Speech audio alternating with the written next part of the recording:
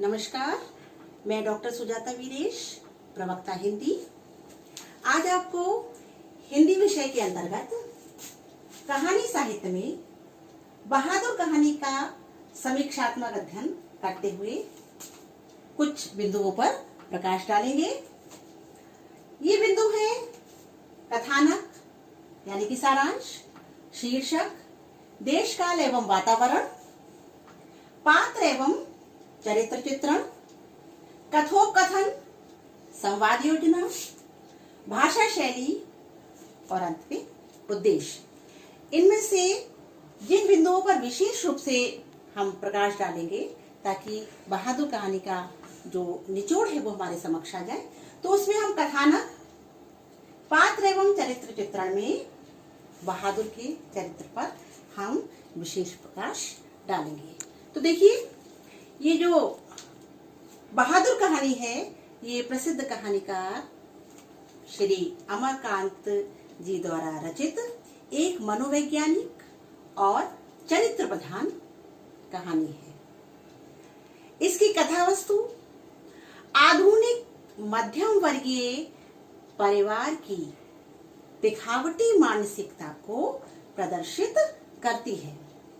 ये परिवार समाज में प्रतिस्पर्धा में खड़े हो जाते हैं और अपने से ऊपर के वर्ग को, जो धनवान वर्ग है, उनकी होड़ किस तरह से करने के लिए, किस तरह से वो दिखावे में आ जाते हैं, अपने से निम्न वर्ग को के ऊपर रौब दिखाने के लिए, उनको डोमिनेट करने के लिए किस तरह से वो एक नौकर रखते हैं और वो उसको बहुत समय तक रख तो लेते हैं दिखावट के कारण, लेकिन उसके बाद वो बहुत समय तक उसको अच्छे से उसका व्यवहार नहीं कर पाते हैं, उसको रख नहीं पाते हैं और अंत में वो मध्यम वर्ग की क्रूर मानसिकता का किस तरीके से वो जो नौकर है वो शिकार होता है।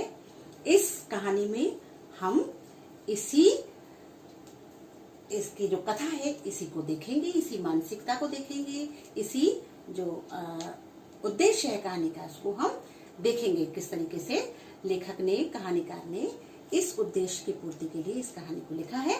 तो देखिए, सर्वप्रथम हम जिस पर प्रकाश डालेंगे, जिस बिंदु पर, वो है कथानक।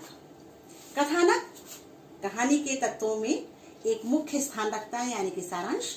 क्योंकि जब हम किसी भी कहानी के सार को जब नहीं जानते, कहानी को ही नहीं जानते, कहानी ही अपने आप में संक्षिप्त रूप में सारांश है, तो जब हम उस कहानी के सारांश को ही नहीं जानेंगे, यानी कि कथा को ही नहीं जानेंगे, कथानक को ही नहीं जानेंगे, तो हम और अन्य कहानी के तत्वों पर विश्लेषण नहीं कर सकते हैं। तो देखिए, जो कहानी है यहाँ से शुरू होती है कि दिल बहादुर जो है वो एक बहुत ही गरीब पहाड़ी नेपाली लड़का है, जिसके पिता जो हैं वो युद्ध में वीर गति को प्राप्त हुए हैं। अपने पति की असामयिक मृत्यु से परेशान जो बहादुर की माँ है वो बहुत चिड़चिड़ी हो गई है और छोटी छोटी बातों पर अपने पुत्र को मारती पीटती है, उसको परेशान किसी भी तरीके से प्रताड़ित करती है, जो बहादुर सहन नहीं कर पाता है और इस चीज से परेशान होकर के अपनी माँ की, हालांकि वो अपनी माँ को प्रेम करता है बहुत ज्यादा, लेकिन इस व्यवहार से अपनी माँ के वो परेशान होकर के अपना घर छोड़ करके भाग जाता है और अपने जीवन यापन के लिए एक मध्यम वर्गीय परिवार में, जो निर्मला का परिवार है, गृह स्वामिनी जो है वो निर्मला है, वहां पर नौकर का काम करने लगता है। निर्मला शुरू में जो बहादुर है उसको बहुत ही लाड़ प्यार से रखती है, उसके लिए कपड़े बनवाना, उसको समय पर खाना देना आदि अच्छे से करती है। बहादुर भी इस बात से बड़ा प्रसन्न रहता है और वो पूरा प्रयास करता है, वो उसमें अपनी माँ का रूप देखता है, तो वो ये पूरा प्रयास करता है कि उन्हें कोई भी किसी प्रकार का कष्ट ना हो और इसके लिए वो दिन रात घर के कामकाजों में लगा रहता है। वो बर्तन साफ करना, कपड़े धोना, सफाई करना, हर काम करता है। निर्मला जो है उसके लिए, जो बहादुर के लिए जो है वो रोटियां सेकती है और हर तरीके का काम करती है। निर्मला का एक बेटा है जिसका नाम किशोर है। वो बहुत ही दिखावटी प्रवृत्ति का है, रौब मारता है बहुत ज्यादा और पूरी तरीके से बहादुर पर हावी होने का प्रयास करता है। वो किशोर जो है इतना ज्यादा निर्भर हो जाता है बहादुर पर और इतनी सेवा करवाता है, उससे अपनी मालिश करवाना, रात में सोते समय खाना उसके मेज पर आना चाहिए, उसको जो है छोटे छोटे उसके कपड़े, जूते पॉलिश, इस तरीके की छोटी छोटी चीजों को वो बार बार बहादुर को कह करके परेशान करना। और इस काम के लिए अगर बहादुर कुछ भी काम असमय उसका कार्य ना कर पाए, समय पर थोड़ा विलंब हो जाए, तो वो उसके लिए उसको मारपीट भी करता है। इस तरीके से बहादुर जो है कभी कभी उससे परेशान भी हो जाता है, लेकिन निर्मला जो है उसको अभी भरपूर प्यार दे रही है, तो बहादुर इन सब चीजों को उपेक्षित कर देता है कि नहीं, कोई बात नहीं। जबकि किशोर जब उसको मारता है तो वो जो है कभी थोड़ी देर के लिए कोने में खड़ा हो जाता है, सोचने लगता है, लेकिन उसके बाद फिर से जो है वो अपने घर के कामकाज में लग जाता है। रात में वो इन सबको कामों को करने के बाद अच्छे से अपने पहाड़ी गीतों को गाता है, प्रसन्न रहता है, वो बहुत हंसमुख स्वभाव का है और सबको हंसाता रहता है। तो इस तरीके से ये बहादुर जो है पूरे घर का माहौल अच्छा किए हुए है। हल्के हल्के जो निर्मला है वो बहादुर को थोड़ा सा तिरस्कृत करने लगती है, बहादुर का खाना नहीं बनाती है। अब वो रोटियां पहले सेकती थी, अब नहीं सेकती है। समाज में अपने अड़ोस पड़ोस में बहादुर के ऊपर रौब मारते हुए उसको बुलाना, अपना खाना मंगवाना, किस तरीके से अपनी छोटी छोटी बातों की जलेबियां सबके सामने परोसना। किशोर भी जो है उस पर अधिक निर्भर हो गया है और रौब मारता है। एक बार किशोर जो है उसको मालिश के लिए बुलाता है, जिसमें थोड़ी सी मालिश करते समय बहादुर कहीं शायद इतनी अच्छी तरीके से मालिश नहीं कर पाता। किशोर वैसे भी उसको छोटी छोटी बातों पर बहुत डांटता है, उसको जूती पॉलिश, जूते लाना, कपड़े लाना, इन सब पे। तो किशोर बहुत उसको डांटता है और गाली देता है और उसके पिता की गाली देता है, जो बहादुर बिल्कुल भी सहन नहीं कर पाता है। वो नाराज हो जाता है और इस बात को वो अपने जो किशोर के पिता हैं, अपने मालिक हैं, उन तक पहुंचाता है कि ये मुझसे कुछ भी कह ले, लेकिन ये मेरे पिता को इन्होंने गाली क्यों दी। तो ये अपना विरोध दर्ज कराता है, उसमें विरोध दर्ज कराने का उसमें जो है वो ये साहस है सच कहने का, तो वो विरोध दर्ज कराता है। हल्के हल्के घर के सभी लोगों का व्यवहार बहादुर के प्रति नकारात्मक होने लगता है। एक बार निर्मला के घर में कुछ मेहमान आते हैं, बातों की जलेबियां परोसी जाती हैं, बड़ी बड़ी डींग हाकी जाती है, अपने आप को मध्यम वर्ग से कुछ उच्च दिखाते हुए सभी लोग व्यवहार करते हैं। निर्मला, चाहे निर्मला के पति, चाहे वो किशोर हो। तभी वो कुछ पैसे 11 रुपए जो है वो निकाल करके चारपाई पर रखते हैं और जब वो दोबारा उसको देखते हैं, बातों बातों में निकाल के रखते हैं, लेकिन जब दोबारा देखते हैं तो वो 11 रुपए उन्हें नहीं मिलते हैं। इस बात पर सबसे पहले संदेह जो है वो बहादुर पे किया जाता है और वो बहादुर से पूछताछ करते हैं कि कहीं तुमने तो नहीं लिए ये रुपए। बहादुर साफ मना कर देता है कि नहीं, मैंने ये रुपए नहीं लिए हैं। उसके पश्चात निर्मला के पति, निर्मला, किशोर, ये सभी उससे पूछते भी हैं और उसको पीटते भी हैं। इससे पहले भी किशोर ने उसको 2-3 बार पीटा है और किशोर के पिता यानी कि मालिक ने भी उसको कुछ बातों पे पीटा है। वो इन सब बातों को सहन कर गया, लेकिन चोर की बात उसको अब सहन नहीं हो रही है। घर में तिरस्कार के साथ साथ उसको अब पिटाई भी परोसी जा रही है, जो बहादुर अब इन सब चीजों से वो सहन करता हुआ काम कर रहा है। हल्के हल्के जो घर वालों का मन है वो कुछ बदल जाता है और वो बहादुर पर छोटी छोटी बातों पर संदेह करने लगते हैं, उस पर शक करने लगते हैं। और ये बात बहादुर को कतई भी बर्दाश्त नहीं है। वो गरीब है, भोला भाला है, परिश्रमी है, हंसमुख है, सब कुछ है, लेकिन फिर भी उसके कोई आत्मसम्मान को ठेस पहुंचाए, उसको कोई चोर समझे, उसको संदेह की दृष्टि से देखे, ये बात बहादुर बिल्कुल भी बर्दाश्त नहीं कर पाता है। और एक दिन दोपहर में अपने बिस्तर, चप्पल, कपड़े, जो भी चीजें थी जो निर्मला ने दिलाई थी, जिस तरीके से वो आया था वैसे ही चुपचाप घर को छोड़ करके चला जाता है। जब वो चला जाता है तो पूरी तरीके से निर्मला निर्वाह जो बहादुर के काम पर निर्भर हो गई थी, रोटी से लेकर, खाने से लेकर के, बर्तन से लेकर, कपड़े से लेकर के, सफाई, हर चीज जो है अब बहादुर ही करता था। घर वाले सभी लोग जो थे वो बहादुर पर पूर्ण रूपेण निर्भर हो गए थे। अब उसे बहुत अखर रहा था, बर्तन घर में बिखरे पड़े थे, झाड़ू लगी नहीं थी, घर गंदा पड़ा था। जब शाम को निर्मला के पति घर पर आए तो निर्मला अपना सिर जो है पकड़े हुए बैठी होती है और उससे पूछते हैं कि क्या हुआ, तो कहते हैं वो बहादुर चला गया। तो अब जब उसके चले जाने के बाद उसकी खूबियाँ पता चलती हैं, तो हल्के हल्के फिर वो लोग जब इस बात को सोचते हैं कि हमने बहादुर के साथ किस तरीके का क्रूर व्यवहार किया, हमने बहादुर के साथ अच्छा व्यवहार नहीं किया, तब वो जब विश्लेषण करते हैं इस बात का तो वो समझते हैं कि वास्तव में उसने रुपए भी उस दिन चोरी नहीं किए थे और वो घर का पूरी तरीके से ईमानदारी से काम कर रहा था और हर चीज़ जो है वो व्यवस्था में लगाए हुए था। उसके जाने से पूरे घर की व्यवस्था जो थी वो ध्वस्त सी हो गई थी। तो ये इस कहानी का सारांश है। इस कहानी के सारांश में हमने देखा कि किस तरीके से एक मध्यम वर्गीय परिवार का मनोविज्ञान अपने आप को ऊंचा दिखाने के लिए वो किस तरीके से एक गरीब लड़के पर अत्याचार करते हैं और वो उस बात में वो भूल जाते हैं। हालांकि वो लोग बुरे नहीं हैं, लेकिन वो अपने आप को ऊंचा दिखाने के चक्कर में वो ये भूल जा रहे हैं कि हम एक अल्पवयस्क लड़के पर, उस नौकर पर हम किस तरीके का व्यवहार कर रहे हैं।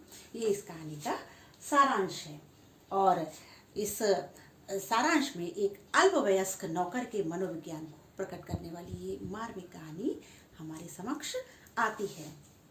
अगला बिंदु आता है शीर्षक। शीर्षक वो होना चाहिए जिससे पूरी कहानी का जो एक दर्पण है एकदम साफ दर्पण की तरह वो दिखाई देने लगे उसमें। अगर नाम के अनुसार कहानी होती है तो हम सिर्फ कहानी को पढ़ करके ये एक अंदाज लगा लेते हैं, पाठक जो होता है वो अंदाज लगा लेता है कि इसके अंदर क्या होगा। तो बिल्कुल उपयोगी, इसका शीर्षक की उपयोगिता अगर हम देखते हैं तो बहादुर की कहानी है। पूरे में बहादुर हमारे समक्ष नायक के रूप में आया है और पूरी कहानी, चाहे वो निर्मला का रोना हो, चाहे वो निर्मला का व्यवहार हो, चाहे उसके लिए खाना बनाना हो, चाहे कपड़े बनाना हो, चाहे किशोर का उस पर निर्भर होना हो, चाहे जो मेहमान आए उनका उस पर संदेह करना हो, हर घटना जो है वो इस बहादुर के शीर्षक से जुड़ी हुई है। हर इस कहानी का जो नायक है वो बहादुर ही है। इसलिए हमारी परंपरा भी रही है, बहुत बार हम जो है अपने पुराने महाकाव्यों को भी देखें तो हम देखते हैं कि जो कहानी का नायक होता है उसके ऊपर हम जो है कहानी का नाम रख देते हैं। तो रामायण इसका प्रत्यक्ष उदाहरण है। तो इस तरीके से जो है रामचरितमानस, रामायण, इस तरीके के तो बड़े बड़े महाकाव्य जो हैं वो कहानी के नायक या नायिकाओं पर लिखे हुए हैं। तो उस जो है तत्व के आधार पर कहानी का शीर्षक हमें उपयोगी सिद्ध होता है और सार्थक सिद्ध होता है। अगला जो है हम पॉइंट देखेंगे देश काल एवं वातावरण। देश काल एवं वातावरण में हम देखेंगे कि देश काल और वातावरण का मतलब होता है परिवेश, वहाँ का वातावरण। तो देखिए इस कहानी का जो देश काल या वातावरण यानी कि परिवेश जो है वो मध्यम वर्गीय परिवार से संबंधित है। मध्यम वर्गीय परिवार जो है किस तरीके से अपने आप को दिखाने के लिए, ऊपर दिखाने के लिए जो है अपने से निम्न वर्ग वालों पर रौब दिखा रहा है और अपने से ऊपर वालों से प्रतिस्पर्धा कर रहा है। तो देखिए हम इसमें यहाँ पे दोनों चीजें देख रहे हैं। मध्यम वर्गीय परिवार जो है वो आपका निर्मला का परिवार है और जो निम्न वर्ग का है वो बहादुर है। तो देश काल और वातावरण के संबंध में अगर हम देखें तो कहानीकार ने समाज में व्याप्त जो आडंबर है, प्रदर्शन है, स्वार्थपरता है, इन सबको, ईर्ष्या की भावनाएं, इन सबको बड़े ही अच्छे से उकेरा है। ये परिस्थितियों को जो है वो पाठकों के समक्ष रखा है और ये देश काल और वातावरण की दृष्टि से हम कहेंगे कि अमरकांत जी ने एक सफल जो है पटकथा का जो है चयन किया है। अगला देखते हैं हम। अगला हमारा जो बिंदु है वह है पात्र एवं चरित्र चित्रण। ये सबसे महत्वपूर्ण बिंदु है। देखिए किसी भी कहानी में, किसी भी कहानी को आगे बढ़ाने के लिए पात्रों का चयन बहुत ही महत्वपूर्ण होता है। कोई भी कहानी तभी लिखी जाती है जब उसमें उसके अनुसार पात्र तभी वो आगे बढ़ती है। तो हम देखते हैं कि पात्र एवं चरित्र चित्रण में वैसे तो मुख्य रूप से दिल बहादुर ही इस कहानी का जो है पात्र है। उसके अलावा यहाँ पर हम निर्मला को देखते हैं, किशोर को देखते हैं, निर्मला के पति को देखते हैं, अड़ोस पड़ोस के लोग भी कभी कभी दिखाई दे जाते हैं, लेकिन मुख्य रूप से इस कहानी में हम 4 पात्रों को देखते हैं। इसका हम थोड़ा सा अच्छे से विशद वर्णन करेंगे ये इस बिंदु को लेकर के। पात्र एवं चरित्र चित्रण में हमारे समक्ष जो है वो बहादुर आया है मुख्य रूप से और निर्मला। तो देखिए जो बहादुर है वो किस तरीके का चरित्र लिए हुए है। वो हंसमुख है, वो परिश्रमी है, कहानी में जो है नायक के रूप में हमारे समक्ष जो है वो आता है। वो एक व्यवहार कौशल व्यक्ति है, हर परिस्थिति में अपने आप को बनाए रखने, कायम रखने वाला व्यक्ति है, आत्मसम्मान लिए है, पितृभक्त भी है। तो ये सारी चीजें जो नायक में गुण होना चाहिए वो गुण जो है इस कहानी के नायक में है। अब किस तरीके से देखिए कि जो पात्र एवं चरित्र में हम देख रहे हैं वो किस तरीके से बहादुर है, परिश्रमी है। वो घर छोड़ करके आ गया है तभी, लेकिन वो काम के पीछे घर छोड़ कर नहीं आया है। वो यहाँ पर आकर के नौकरी करता है। उसको जो नौकरी मिली है यानी कि घर में सेवा करने की, एक तरीके से वो सेवक है, नौकर है। तो वो अच्छे से जानता है कि मुझे यहाँ पर आराम करने के लिए मैं नहीं आया हूँ। तो वो भली भांति जो है वो परिश्रम करता है। सुबह से उसको जो कार्य दे दिया है, जो उत्तरदायित्व दे दी जाती है, उन उत्तरदायित्व की वो भली भांति पूर्ति करता है। उसको चाहे वो कपड़े धोना हो, निर्मला ने उससे कहा होगा सफाई करो तो सफाई करता है। अगर उसको कहा गया खाना बनाओ, सब्जी काटो, हर चीज़ करो, तो वो हर चीज़ कार्य जो है वो भली भांति कर रहा है। तो इस तरीके से हमने देखा वो एक परिश्रमी जो है नायक के रूप में हमारे सामने आया है। वो मातृभक्त भी है।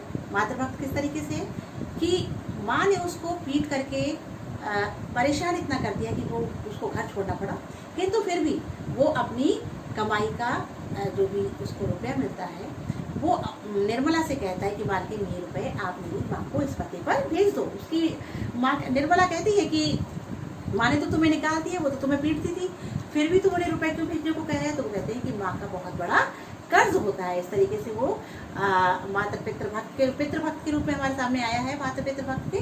और पिता को जब किशोर गाली देता है तो उस समय भी जो है उसका बहादुर जो है कड़ा विरोध करता है और उसकी शिकायत वो अपने मालिक तक पहुंचाता है। तो इस तरीके से वो एक माता पितृभक्त के रूप में भी हमारे सामने जो है इसमें आ रहा है।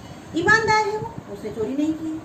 वो जो 11 रुपए चुराने का जो मेहमान आते हैं और आरोप लगाते हैं उस पर, तो वो उसका कड़ा विरोध करता है। उससे पूछा जाता है कि भाई हाँ बहादुर, क्या तुमने यहाँ से रुपए लिए? तो वो स्ट्रिक्टली कहता है, वो कड़ाई से कहता है, कठोरता से कि नहीं मैंने रुपए नहीं लिए। तो इस तरीके से वो ईमानदार है। अपने आत्मसम्मान को बचाए रखने के लिए आत्मसम्मान को सुरक्षा करता है। वो आत्मसम्मान को बचाए रखने के लिए उस पर संदेह किया जाता है तो वो अंततोगत्वा वो अपने जो जीवन यापन के लिए जो नौकरी कर रहा था वो नौकरी भी छोड़ करके चला जाता है। लेकिन उसमें आत्मसम्मान बहुत ज़्यादा है। ईमानदार है कि वो जो निर्मला ने कपड़े बनवाए थे उसके लिए या जो बिस्तर आदि दिए थे, तो वो उन किसी भी चप्पल इन सब चीज़ों को वो जैसा आया था वैसे ही जाता है, कुछ भी लेकर के नहीं जाता। तो इस तरीके से वो हमारे समक्ष एक ईमानदार चरित्र के रूप में भी, नायक के रूप में भी हमारे सामने आता है। भोला है वो बहुत, वो लोगों से चालाकी करता है और ना लोगों की चालाकी को समझ पाता है। वो किस तरीके से लोग उसको, जो मालकिनी है वो उसके साथ क्रूर व्यवहार करती है। पहले खाना बना के देती है, फिर खाना भी बना के देना बंद कर देती है। जो है उसके साथ लोग जो है थोड़ा सा दोयम दर्जे का व्यवहार करने लगते हैं। दोयम दर्जे का तो वो नौकर है, कर ही रहे हैं, लेकिन उससे भी अब जो शुरू भी किया गया था उससे भी अधिक जो है वो उससे ज़्यादा उसको प्रताड़ित किया जा रहा है, लेकिन उसके बावजूद भी वो इन सब की चालाकी को नहीं समझ पा रहा है कि सिर्फ लोगों पर रौब दिखाने के लिए उन्होंने मुझे रखा है, लेकिन ये लोग इस स्थिति में नहीं है और वो नहीं समझ पाता और अपने भोले भालेपन से वो पूरे कहानी में हमारे समक्ष एक अच्छे नायक के रूप में और एक आकर्षक नायक के रूप में हम लोग को, पाठकों को प्रभावित करता रहा है। इसके अतिरिक्त हम देखते हैं वो सहनशील है, वो पूरे समय उसके ऊपर जितने भी प्रताड़ना, जितने भी उत्पीड़न किए जाते हैं, क्रूर व्यवहार किया जाता है, उसको वो बड़ी खुशी खुशी सहन कर लेता है, हंसमुख है, सबको हंसाता रहता है, सहन करता रहता है और फिर भी सबको हंसाता रहता है। अंत में हमें जो उसकी सबसे महत्वपूर्ण जो एक और उसकी जो है खासियत है वो ये कि वो एक अच्छा गायक भी है। वो जब पूरे दिन के काम से थक जाता है और अपने बिस्तर पर जाकर के लेटता है तो वो पहाड़ी और नेपाली गाने गाया करता है, जो बहुत ही सुनने में आकर्षक लगते हैं और सभी लोग निर्मला उसकी एक आध बार गाने को लेकर के तारीफ भी करती है। तो ये तो वीर जी जो हमारे बहादुर जी है उसका चरित्र है। निर्मला का चरित्र भी हमारे समक्ष आता है। शुरू में वो एक मध्यम वर्गीय महिला के रूप में हमारे सामने यहाँ आई है। मध्यम वर्गीय महिला के रूप में वो हमें दिखाई दे रही है उस, लेकिन मध्यम वर्गीय महिला के बाद भी उसमें दिखावा है, बहुत ज़्यादा आडंबर है, पाखंड है, समाज को अपने से ऊपर दिखाने की, समाज को अपने आप में, समाज के समक्ष को अपने आप को उच्च वर्ग का प्रदर्शित करने के लिए क्या क्या ढूंढ नहीं करती है। नौकर को रखती है, लेकिन नौकर रखने की उसकी स्थिति नहीं है, उसके बावजूद भी रखती है। और ये जो है निर्मला का चरित्र और जो पोंगापन है उसके चरित्र में, जो बौनापन है वो हमारे सामने आया है। तो इस तरीके से हमने जो है पात्र एवं चरित्र में दो पात्र जो हैं वो मुख्य रूप से देखे। अगला बिंदु है कथोपकथन संवाद योजना। किसी भी कहानी को बढ़ाने के लिए, पात्र के चरित्र को उजागर करने के लिए जो संवाद योजना होती है वो बहुत ही महत्वपूर्ण होती है। कहानीकार ने सरल, सहज और छोटे छोटे रोचक, सार्थक और पात्रों के अनुकूल जो है वो संवादों को रखा है, जिससे कहानी आगे बढ़ रही है। हम देखते हैं कि जो बहादुर है वो निम्न वर्ग का है, पढ़ा लिखा नहीं है, गरीब है, तो उसके जो है बहुत छोटे छोटे वाक्य हैं, वो हिंदी भी बहुत अच्छी नहीं बोल पाता है, तो उसके वाक्यों को जो है कहानीकार ने उसी तरीके से छोटा छोटा संक्षिप्त रखा है। जहाँ पे डांटना है तो वहाँ पे किस तरीके के शब्दों का, रौबदार शब्दों का प्रयोग करना है। जहाँ पर दूसरों का अपने आप में दिखाना है, समाज को ये दिखाना है, समाज को अपना स्तर दिखाना है, हाई लेवल दिखाना है, उच्च स्तर दिखाना है कि पैसे वाला जो है हम धनिक है, ये दिखाना है। तो किस तरीके के उन्होंने जो है लेखक ने संवादों का प्रयोग किया। एक उदाहरण हम देखेंगे, जब पैसे की चोरी का इल्जाम लगाया जाता है, आरोप लगाया जाता है बहादुर पर, तो उससे पूछा जाता है कि हाँ भाई बहादुर, ये चोरी तुमने की कि नहीं साहब, क्या तुमने पैसे उठाए तो नहीं? तो जो छोटे छोटे कि हम पुलिस में रिपोर्ट लिखवा देंगे, आप जो करें साहब, मैंने चोरी नहीं की है। तो जिस साहब और इस तरीके के शब्दों का प्रयोग, जो उससे साफ पता चलता है कि वो नौकर है, तो इस तरीके के शब्दों का प्रयोग किया है, जिससे संवाद योजना जो है कहानीकार ने रखी है। इससे एक सफल जो है संवाद योजना है, जिससे पात्रों का चरित्र स्वयं ही उजागर हो जा रहा है। उसका अगला बिंदु आता है भाषा शैली। भाषा शैली में भी हम देख रहे हैं कहानीकार ने सीधी, सरल, सौम्य भाषा का तो प्रयोग किया ही है।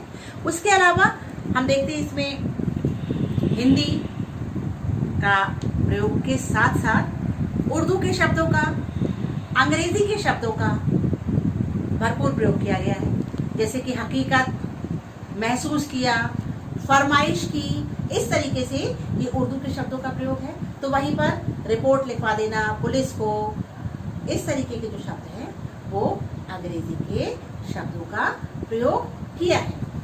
इसके साथ साथ अंग्रेजी और उर्दू के शब्दों के प्रयोग के साथ साथ हम देखते हैं कि कहानीकार ने लोकोक्तियों का भरपूर प्रयोग किया है। जैसे माथा ठनका, उसका माथा ठनका, या बातों की जलेबी बनाना, इस तरीके के जो लोकोक्तिपूर्ण जो कथन है वो जो है भाषा को बड़ा ही रोचक बना दे रहे हैं, जिससे कि पाठक जो है मंत्रमुग्ध होकर के कहानी को पढ़ रहा है और देख रहा है।